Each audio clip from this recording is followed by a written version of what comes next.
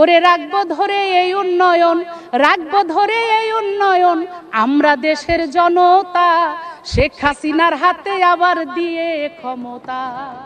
ফ্যাসিবাদী দল আওয়ামী লীগের সাবেক এমপি ও কণ্ঠশিল্পী মমতাজ বেগমকে গ্রেফতার করেছে ঢাকা মহানগর গোয়েন্দা পুলিশ।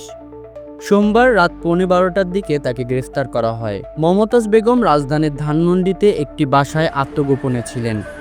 গোপন সংবাদের ভিত্তিতে সোমবার মধ্যরাতে তাকে গ্রেফতার করা হয়। গ্রেফতারের পর তাকে ডিবি কার্যালয়ে নেওয়া হয়।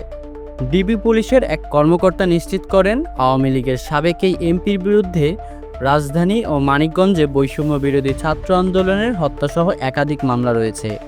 গোপন সংবাদের ভিত্তিতে সোমবার রাত 12টার কিছু সময় আগে ধানমন্ডির স্টাফ কাবাবের পেছনে একটি বাসা থেকে তাকে গ্রেফতার করা হয়। লোকগানের জনপ্রিয় শিল্পী মমতাজ বেগম একাধিকবার মানিকগঞ্জ 2 আসন থেকে আওয়ামী লীগের সংসদ সদস্য ছিলেন। ছাত্র জনতার অভ্যুত্থানে স্বৈরশাসক হাসিনার পতনের পর আত্মগোপনে চলে যান তিনি। গণ অভ্যুত্থানের 2 মাসের বেশি সময় পর একটি ভিডিও নিয়ে ফেসবুকে ফেরেন মমতাজ। 4.5 মিনিটের ওই ভিডিওতে একটি কক্ষে বালিশে হেলান দিয়ে হাতে মোবাইল ফোন নিয়ে গান গাইতে দেখা যায় মমতাজকে। আমার হাতে বান্ধিবি, পাও বান্ধিবি, মন বান্ধিবি কেমনে, আমার চোখ বান্ধিবি, মুখ বান্ধিবি, পরাণ বান্ধিবি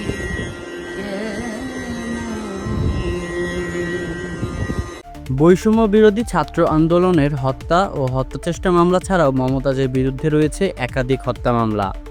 গত বছরের 23 অক্টোবর মমতাজ বেগম, দেওয়ান জাহিদ আহমেদ সহ আওয়ামী লীগের অঙ্গ সংগঠনের 109 নেতাকর্মীর বিরুদ্ধে মানিকগঞ্জের সিংগাইর থানায় একটি হত্যা মামলা হয়। সিংগাইরে প্রায় 1 যুগ আগে হরতালে মিছিলের পুলিশে গুলিরত 4 জন নিহত হওয়ার ঘটনায় এই মামলাটি করা হয়। মামলায় অজ্ঞাতনামা আরও 500 থেকে 6 জনকে আসামি করা হয়।